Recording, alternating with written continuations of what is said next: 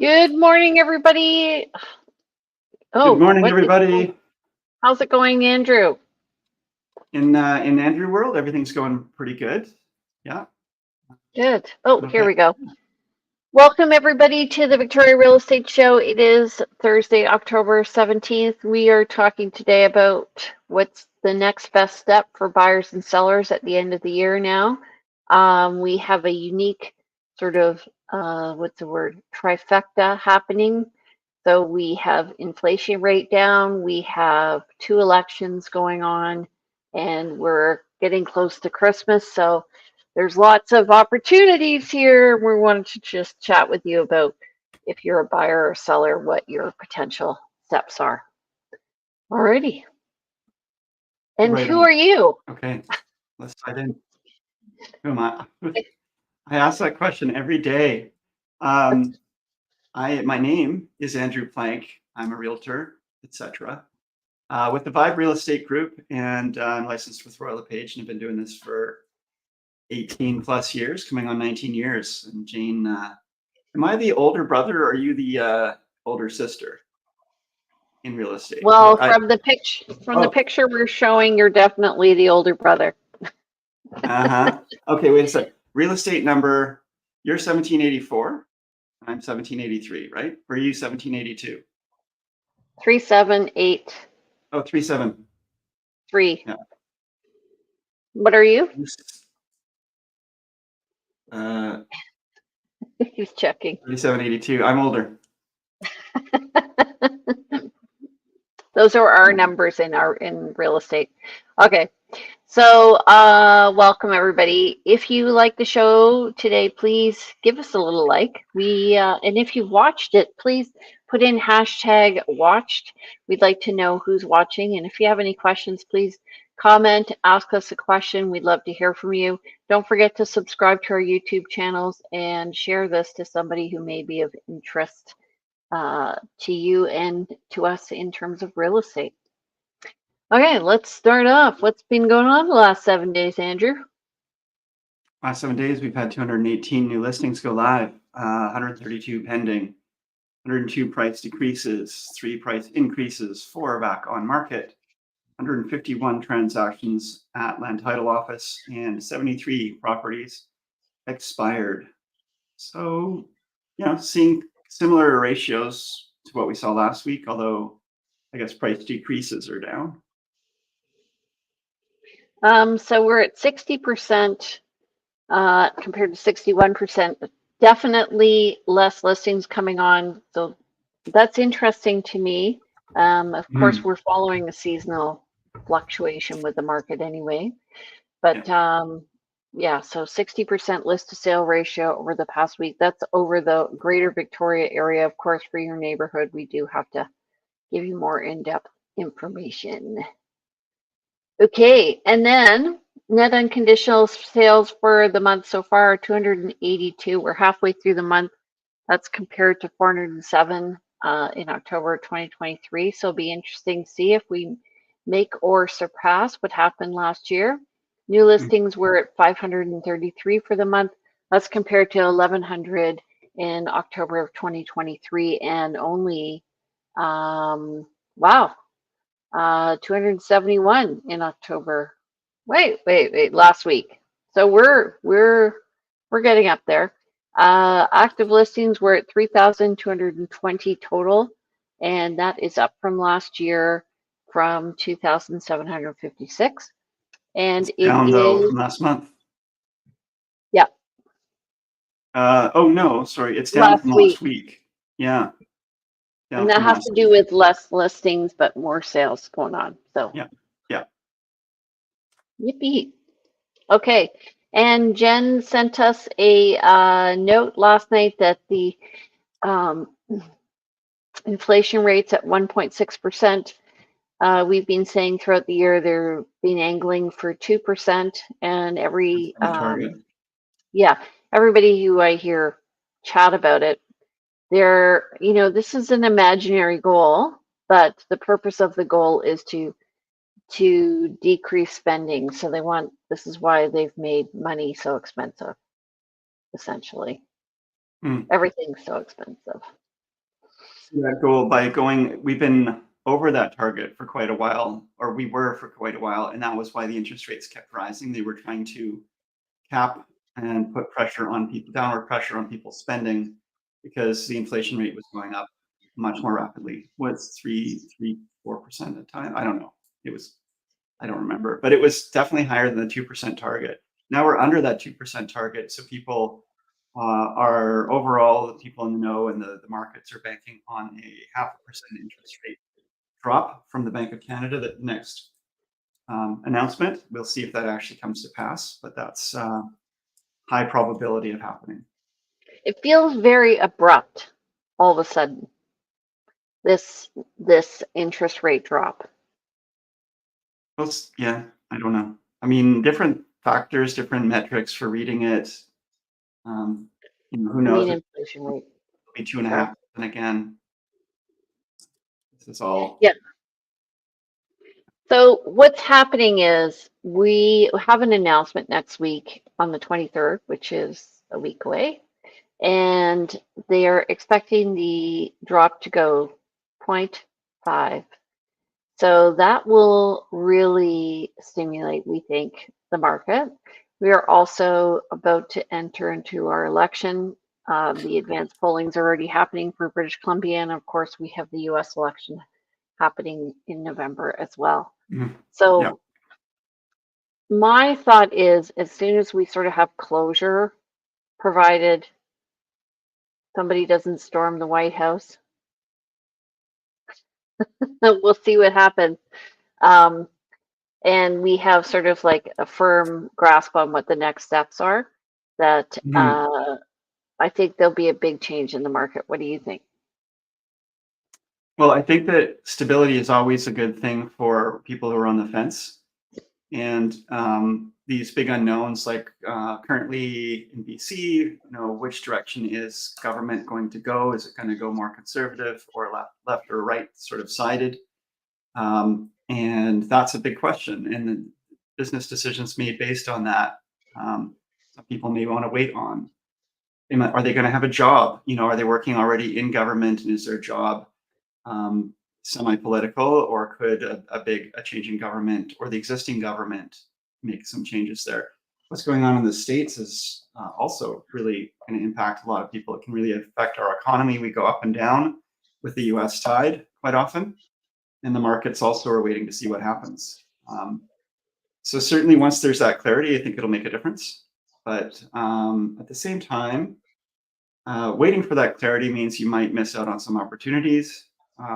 It's the uncertainty that does cause some sellers to be more mobile in their pricing and softer. The winter time also does that as well. I mean, I walked outside the other day to go and take a topper to my new listing. There was a showing that was about to happen there. I got there just before. It was pouring rain. And, it's just not the same experience you're going to have at a showing in spring when the flowers are out and it's warm and sunny, right? So people, I think, are just, this time of year is a good time for buyers if they can get over that stuff.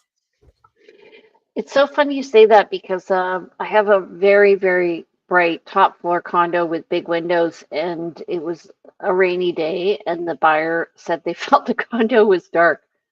I was like, are you kidding me? Yeah. Yeah.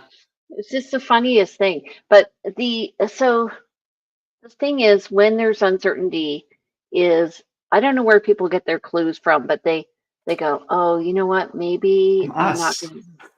What? They get Us? their clues from us. Some of them. Yeah, well, I'm like, this is a great opportunity. Why not take advantage of it? Everybody else is hanging out there wondering what they're going to do. Now is the time to make the move. And I was explaining to some buyers last night. They're like, yeah, well, if everybody else is waiting, maybe we should just wait. Well, that's exactly why you don't wait. I feel like the knife has fallen and we're at the bottom of. You use that analogy a lot, the catch a falling knife. And do you want to explain that? Because um, uh, I don't know. I'd love a clear illustration of what that exactly means. I know most people probably know. So the falling knife strategy is um, basically it's a cautionary sort of analogy to not jump into the market. And that's where if you jump in on when there's a sharp drop, that you will be in a position where you will possibly be at risk. As it And continues to fall, you mean? yeah. So the best way to catch the falling knife is to look for the reverse pattern, so as to see when you are going to then bounce back up. So what that means is the knife has made the cut and now it's coming back. And so now things, okay, let me use another analogy. It's like a slinky. The slinky has compressed and we are at a position now. So when during COVID, here was pricing the low end and the high end. And then what happened over the past few years is the low end has come down and the upper end has come down and it's kind of compressed. And now we're at this point. And what's going to happen is this is the knife has fallen. We've got the cut and now it's going to rebound up. And we'll see the compression will relax. And I think what happens, I remember thinking this in 2009, that once there's a point in time where if you want to move up the property ladder, stop smiling at me like that. You want to move up the property ladder, the increment, let's say, is $50,000. And Right. once prices rebound, the increment for the same two houses, the change is like Right. maybe $200,000. Right. Yeah, I mean, I do see, I mean, the market tends to want to find a level, and it does. I mean, I would imagine, continue that on. You're holding the slinky, you put a weight on it, and you drop it, and it's going to go up and down along with the market.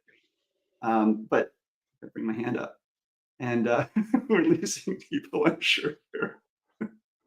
But it always wants to find its level, and then what's going on in the marketplace as well, where the hand that's holding this goes up and down as well. So it's always going to work within a certain range, but also the market itself is going to lift and lower. We've been lowering because of lower interest rates, and at some point these interest rates are because of high interest rates, and these interest rates have been coming down. More people are going to be coming into the marketplace. That being said, there's also a reason for those lower interest rates. Inflation's down, people aren't spending as much money. So when does that come back and really go to the gangbusters in the past that we've had? And we do tend to go in those cycles. The catching the knife and all of those analogies is we want to watch those cycles, but you don't want to get, if there's a dip, buy near the bottom of the dip. But if you're buying on the upswing of that dip, you're going to be fighting for inventory. You're going to be paying above asking, and you're probably not going to have as much selection. As the dip is getting slower and it's slowing down, getting closer to the bottom of the dip, and people are always waiting for that bottom and they're raising up before they start taking action, it goes up really fast. If you're just near the bottom of the dip, that's where you want to be. And that's a hard thing to predict. And how do you know that? You know that because the inventory starts to increase. You know that because the interest rates start to go down. You know that because there's longer days on market. You know that like there's lots of indicators, and so I guess this is why you work with somebody who is looking at the business all the time the way we do, is because we see like I was helping a client look for a house, and they're like, we're looking for a house, and our budget is $900,000, and I'm like, wow, 2 years ago I could maybe find 5 homes in Greater Victoria for under $900,000. Yep. And now you Now can find, there's a lot. yeah. And nobody wants to buy them because they think, oh, well, there's a lot. And it's a really weird psychology. Whereas 2 years ago, you could have gotten anybody to buy. you know. Yeah. So, what is that? That's an interesting psychology. In terms of us, though, being able to really predict and read the market, we can't know for sure what's going to happen tomorrow. But I mean, I remember when Vancouver buyers were coming over here with, wheelbarrows full of money because they'd sold out their home in Vancouver or Toronto, any of the larger centers, coming here because our land was cheaper, our properties were cheaper, and people wanted to live here. That started to happen. I saw the writing on the wall, and I was like, okay, if you get into real estate now, you're going to do really well riding that wave up, and you want to watch for these different waves. And there's also competing waves. There's some waves going down, some waves going up at the same time. You want to understand the strength of these different waves and everything else. And that is where talking to your real estate agent and not just looking at the stats. That's one thing I find a lot of people do is they look solely at the stats, and there is a little more holistic looking at things as well. The stats are very important, and it's a really good indicator, but it's not the whole picture. So that's one thing I find really, really telling. I think Is that has that to do with optimism. Optimism, when people are enthusiastic about what's coming up, and yeah, they're open-minded, and they're more easygoing. These things all indicate higher optimism, and that indicates a better market for yeah. me. Do But you find, Jane, that our colleagues too, though, affect that? Our oh colleagues, yeah, our colleagues' optimism. We get caught up in this pool of, talking to our colleagues, and they're like, "I'm so busy, and we're really going," and you start getting busy too, and suddenly you think everyone is busy, and, or slow, or vice versa. yeah, which is a great reason to hang around with people who are doing better than you, because they bring you up and they make you feel more positive as well. Mhm. Yeah, yeah. So we always talk about this winter kind of effect of prices, sales might slow down a little bit month over month, although I think they went up month over month for this month, September, October, or September was higher than August. But we're moving in towards the winter now again, and so there is a subset and a pool of sellers out there that are more flexible, I think, than you would find them in the spring. Yeah, because there are people right now, so we're October 17th. Essentially, we have 8 weeks left of real sale time where closings can happen. Things tend to slow down after the 15th of December, I find. So there are sellers who are like, I got to move before Christmas. Bring me your offer now. Yeah, yeah. Or they don't know what the spring. They don't want to wait, and they don't know. Subjectively, they've already been waiting for a while to get their home on market. Maybe they've been on market for a couple. Sorry, to get their home sold, they've been on market for a few months, and then they have to take it off over. They don't have to take it off over winter. They don't, but a lot of people choose to. And a young family getting ready for Christmas, for example, they may not want to have to keep the home clean for showings all the time. They've got their focus on, family and just other things. So we end up with this sort of slow time that a lot of people don't want to have to bridge and wait for the spring, and especially if they've already bought something else or have other plans. People get impatient. It's so funny you say that, because I have this mindset where I just keep going till the end of the year. And I Mhm. have a goal, getting certain people in at certain times. And so what happens is my business just keeps going, whereas a lot of Mhm. people slow down. So that's where you're talking about the realtor affecting the buyers right now. So I'm part of this group of Remax realtors across Canada called the Vanguard, and we're all mature realtors. Anyway, I was asking, what are your strategies over the next few days, next few weeks? And so some people are talking to their sellers. Do you still want to sell and close before Christmas? If so, we haven't had an offer. Let's do a price adjustment. Some people are calling people up, like 5 people a day, and saying, let's get going. Let's put the pedal to the metal. And I'm saying to my clients, like, it's a great opportunity right now, I think, because everybody else doesn't think it's a great opportunity. So let's take I think, advantage of the negativity of the group think and before the positivity hits in, and then you don't have yeah, as much competition. I'd invite anybody to look at games theory and, just the way of like, group thinking of people, and how these things work. I'd also say though, Jane, we're our own our worst enemies. I was talking about this at our recent networking group, a local networking group I'm a member of, and how, we are in real estate. We work all hours because our clients often work evenings or work during the day. So we are out with showing them weekends and evenings. We're dealing with offers at all times, but we tend to work, long hours. We tend to work long weekends. We tend to continue to work and work and work and not turn ourselves off. We need that. People need to have some time, some downtime as well. And I found more and more, and especially some of the younger realtors are saying, no, I'm going to take this long weekend off. Um, Perfect. and and yeah, and winter as well and summer, there are times that are seasonal where we know, you're going to be working in springtime, like 24, almost like you're just working and working and working and working. There's some point you want to have some downtime. And I'm just saying that realtors almost not by any kind of um, express, Design. outside agreement. It just is how it works. Is realtors tend to slow down in summertime and kind of by mutual unspoken agreement tend to take a slower approach to work. And same with around Christmas and long weekends. Yeah, so what's interesting is so we listed a property. This is where I'm talking about action versus inaction.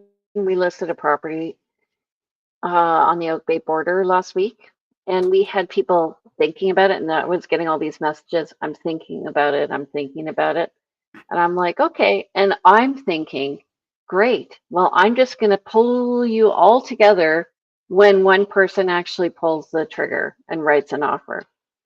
And so they were um, talking and talking.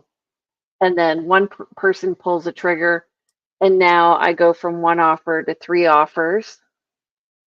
And two other people are like, well, let me know if it doesn't come together. Well, I have three offers on the table.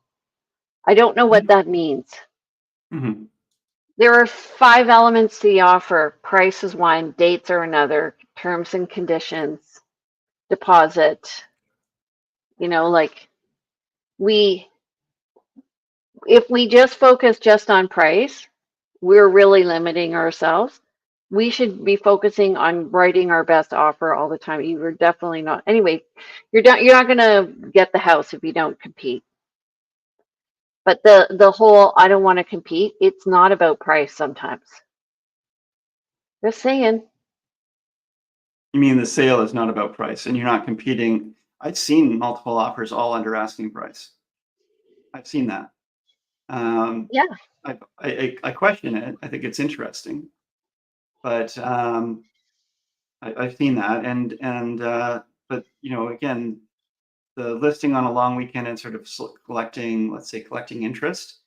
You don't know if somebody else might be. There might have been five really keen buyers for that property who, if it had been listed on a non-long weekend, would have seen it and vied for it more quickly. And over that long weekend, you could have had maybe those five buyers could have come through over the long weekend, maybe not quite as quickly. Maybe three of them would have waited till after the long weekend. But the one who went through the first day is probably going to write the offer, not compete, and get it for lower price than they could have. And The there is that. waiting costs the buyers money. Yes. Oh, That's what you're always, saying. always, always. I'm going to wait and see what happens. Okay, well, wait, while you're waiting to see what happens, every day there's 5, 10, 20 people going through that home.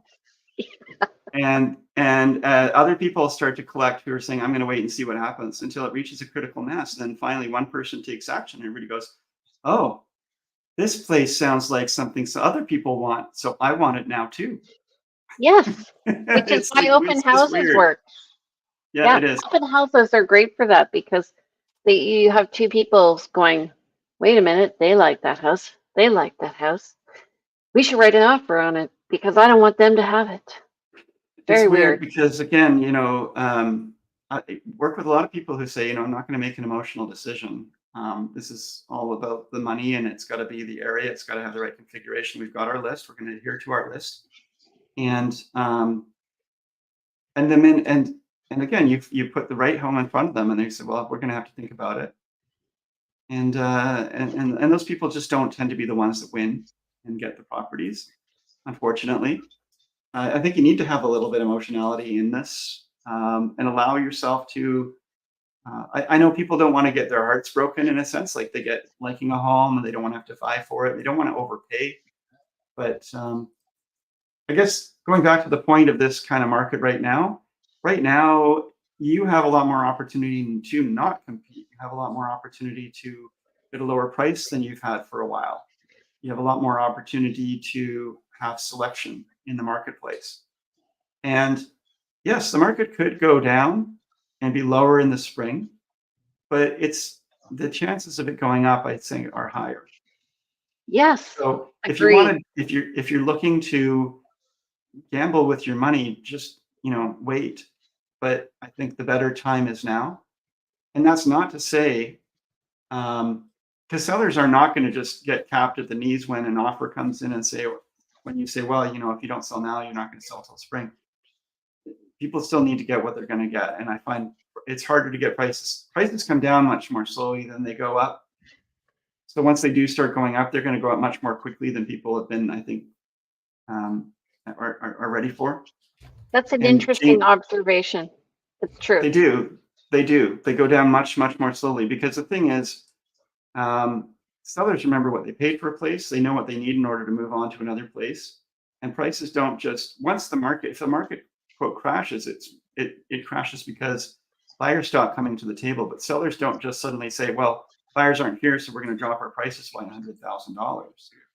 Right, You're going to say, well, I'm going to wait longer for a buyer than I may have waited before. And right. if they So truly have to sell, they'll make some adjustments. I've been having a lot of conversations with sellers right now, and I'm like, if you want your price, you're going to have to wait and be patient, but just understand you're also going to be paying more on the other end when the market picks up in the spring. So you Yeah, have to sort of make a decision on your strategy here on how yeah, you want to end up. And if you do like the property, make the decision now so that you can move forward and especially avoid competition so that because the competition just costs you money. Ten or competition costs twenty money. thousand dollars at least.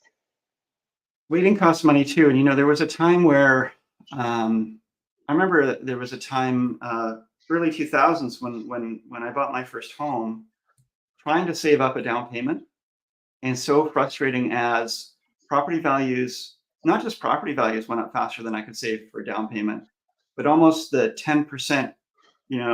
If I had 10% down and I was trying to get to 10% down for a home, the 10% required, because the home values went up so fast that even just getting to 10%, I was never getting there fast enough, right? Yep. So, as I tell many of my clients, if you, especially first timers, if you are in a place where you can afford to buy something, and you're in a perfect storm because it's hard to get there.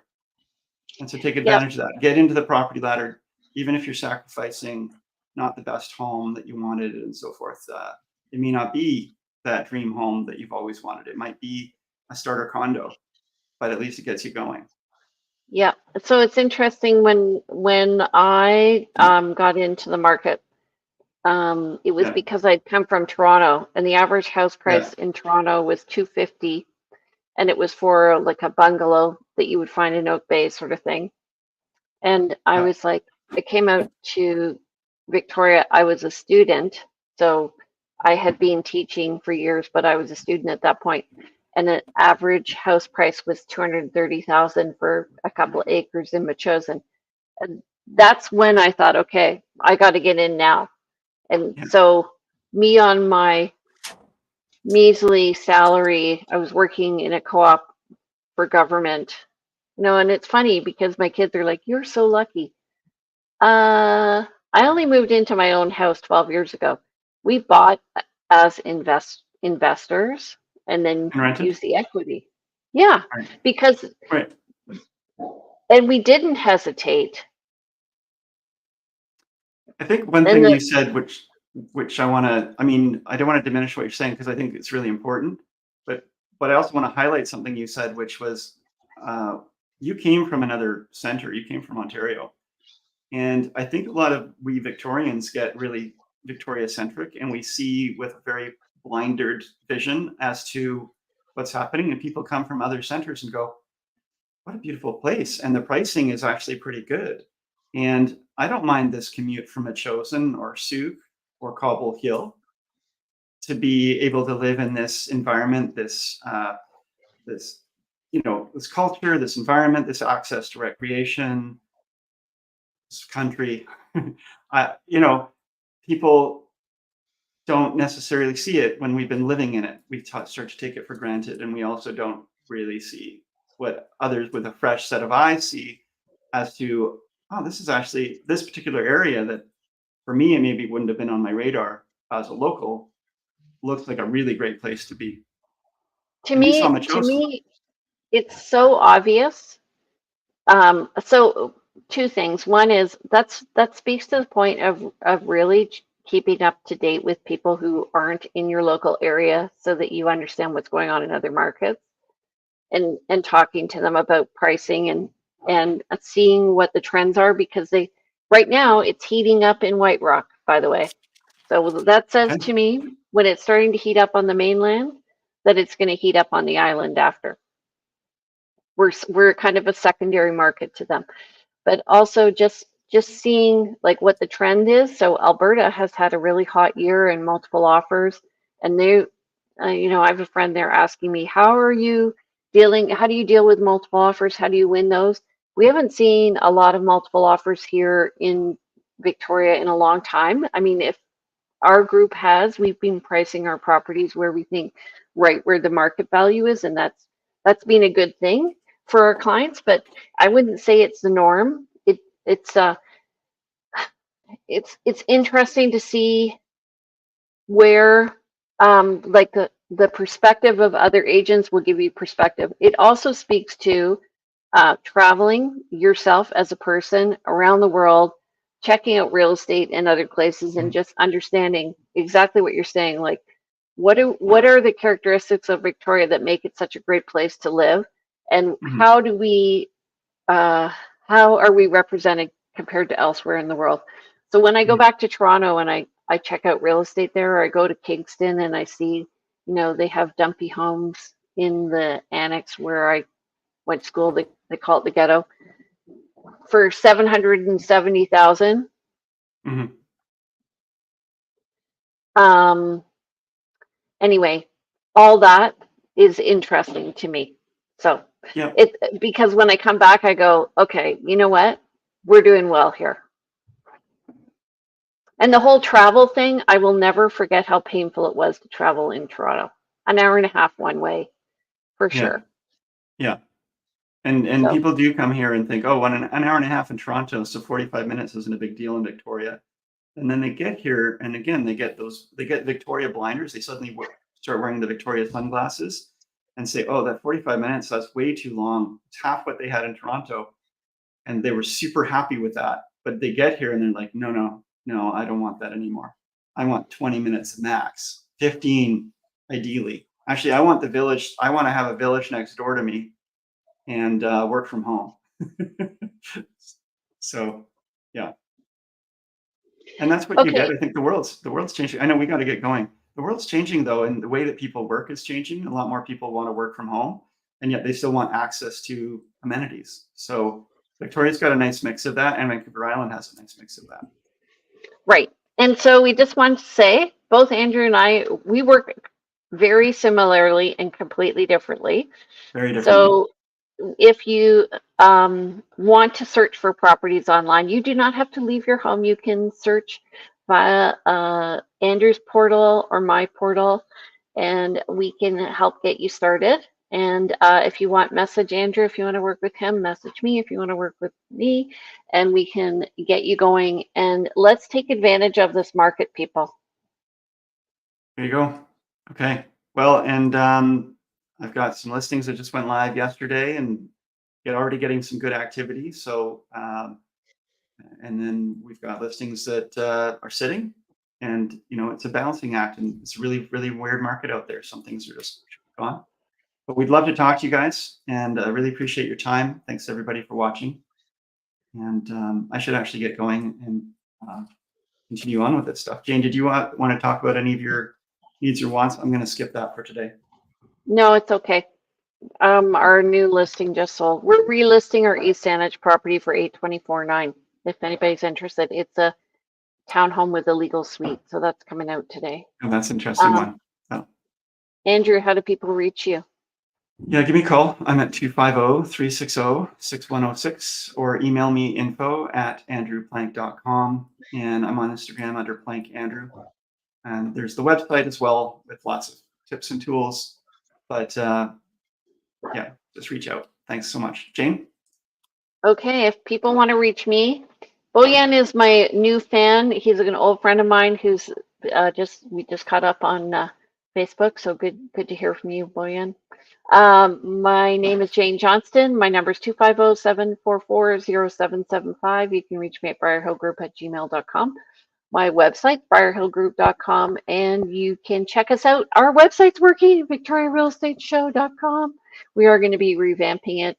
And if you want to know what's going on in Victoria and watch me travel around town with my tiara, you can follow me at realtyteacher_Remax_Victoria or Briar Hill Group. Thank you and take care, everybody. Have a great day. Thanks, everyone. Bye, Jane. Love you. Have a good week. Love you too.